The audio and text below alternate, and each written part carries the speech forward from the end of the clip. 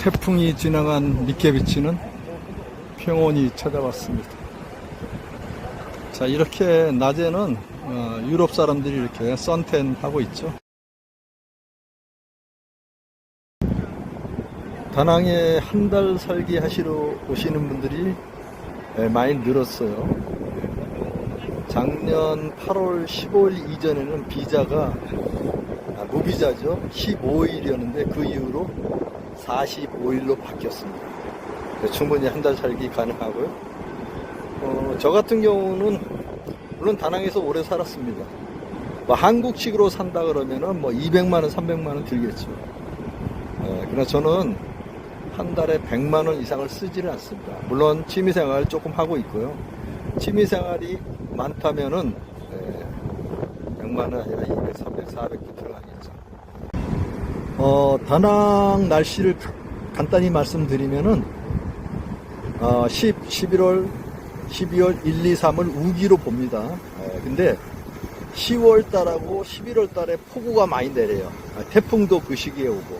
그래서 10월 중순에서 11월 중순까지는 여행을 오시는데 참조하시길 바라고, 물론 이제 11월 말부터는 우기는 우기지만 폭우는 안 옵니다.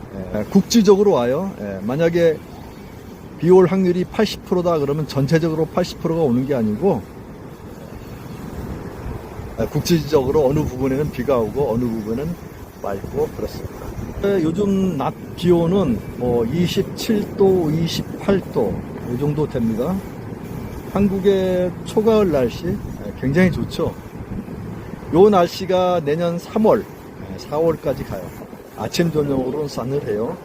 그래서 찬물로 샤워하기는 좀 춥습니다. 저는 베트남에 온 지는 이제 12년, 11년 하고도 한 거의 6개월, 7개월 됐죠. 주로 이제 호치민에서 살았습니다. 하노이에서도 한 1년 정도 살았고. 그래서 다낭에 온 지는 2018년도에 왔어요. 물론 2020년도에 코로나 기간 때는 잠깐 한 2년 동안 한국에 갔다 들어왔습니다. 하노이에서 잠깐 있다가 나이도 꽤 된 것 같아요. 저도 노년층에 들어갔으니까 노후를 어떻게 보낼 것인가. 물론 한국에 가족들도 있지만 이제 자유를 준 거죠. 집사람한테도 자유를 주고 저도 자유를 만끽하기 위해서 여기서 살고 있는데, 저는 여기서 돈벌이를 조금 하고 있어요. 베트남에 오래 살다 보니까 가이드를 합니다.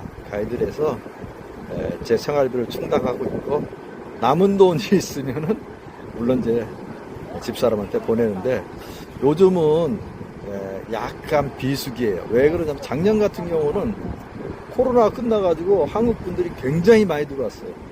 근데 지금은 한국 분들이 별로 안 들어와서 비수기다. 그래서 가이드들이 많이 쉬고 있죠.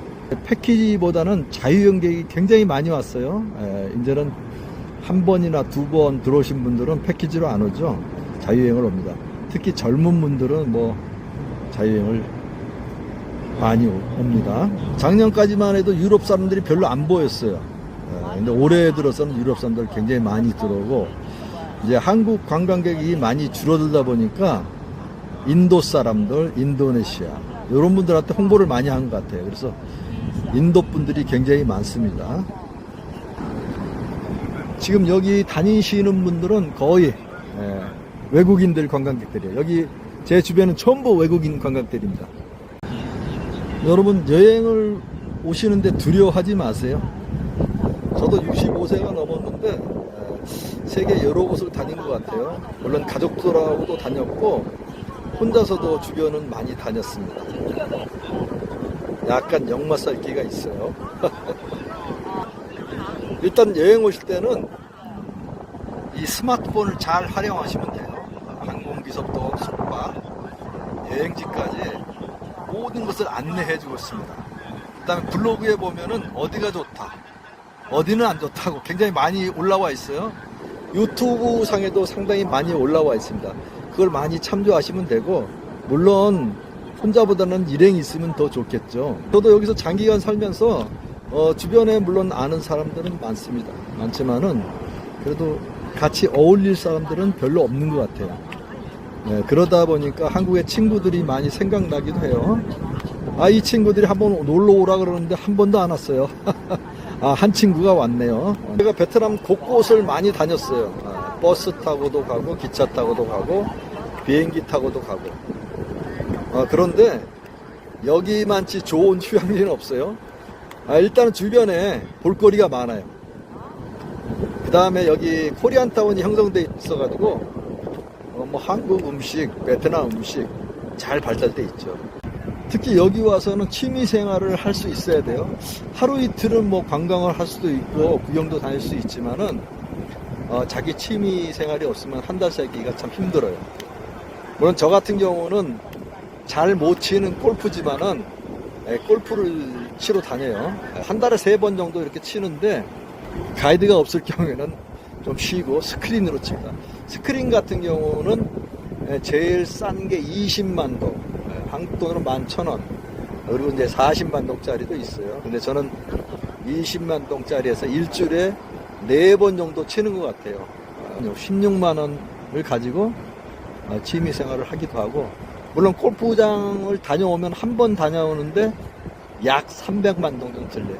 요즘 같은 경우는 이제 골프비가 올라가지고 400만 동 예상합니다. 골프 치고 디프까지 말씀드리는 거예요. 물론 해수욕은 뭐 공짜니까 하시면 되고, 저는 수영을 좋아해가지고 아는 분의 호텔 생장 수영을 했는데, 여기서는 회원권을 안 끊어봤는데 호치민 같은 경우는 1,000 얼마 준 것 같아요. 한 50만 동에 한 달 다녔던 기억이 납니다. 어딜 가나 유럽인들은 선택 하시는데 그게 자유 같아요. 나는 자유를 만끽한다. 이런 느낌이 상당히 듭니다. 노후에 어디에서 살면 좋을까 하는 생각을 해봤어요. 근데 다낭이더라고요. 일단 다낭은 뭐 관광지이기 전에 도시가 잘 정리되어 있습니다. 깨끗하고, 물론 베트남이 치안이 좋긴 좋은데 다낭은 특히 좋습니다. 여러분 아실 거예요. 호치민 같은 경우는 들치기 날치기 상당히 많습니다. 오토바이 타고 가다가 들치기에서 핸드폰이라든지 지갑, 가방 많이 뺏어가요. 지금도 그런 경우가 있습니다. 근데 여기 다낭에서는 그런 걸 본 적이 없어요. 호치민에서는 자주 목격되는데, 그리고 주변에 공단이 없어가지고 일단 공기가 맑습니다. 여러분 저쪽 남쪽에 가면은 평양시대지만 여기는 산이 많아요. 뭐 베트남의 70%가 산입니다. 30%가 평야인데 남쪽의 평야가 거의 차지하고 있고, 중부지방 쭉 올라가서 전부 산악지대입니다. 나무 숲속이 있고 그래가지고 공기가 청정해요. 다낭에서 갈 수 있는 곳은 많습니다. 우선 뭐 여러분 잘 아시는 호이안, 바나일, 그 다음에 조금 더 가면 후에라는 곳도 있고, 그 다음에 남쪽으로 조금 더 가면 야짱, 나트랑이라 그러죠. 달랏. 그러니까 위쪽으로 가면은 홍략개방, 님빈 이런 경우가 있어요. 베트남에는 교통수단이 좀 안 좋아요. 도로가 안 좋기 때문에. 그래서 뭐 10시간 가는 경우도 있고 12시간 가는 경우도 있습니다.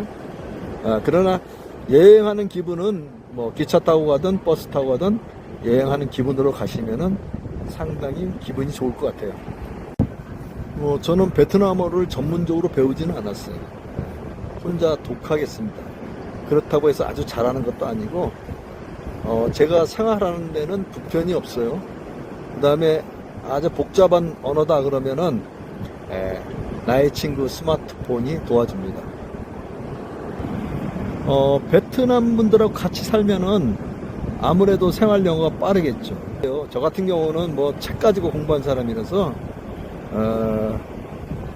현실적으로 안 맞을 수도 있어요. 근데 제가 그 현지인들하고 많이 시도를 하죠.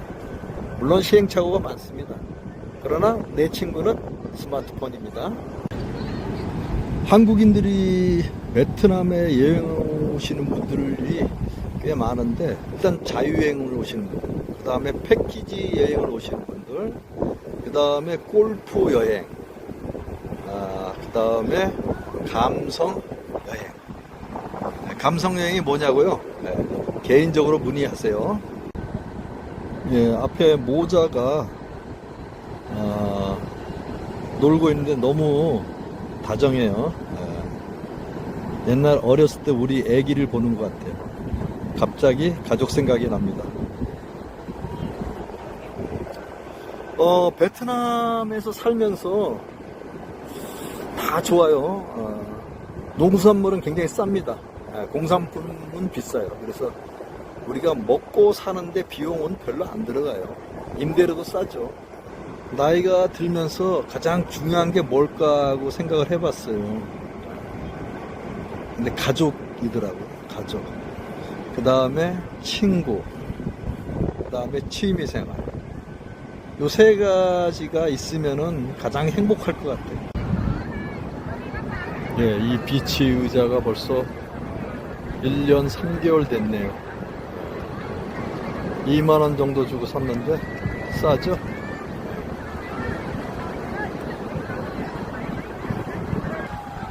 스마트폰, 이 의자는 제 친구입니다.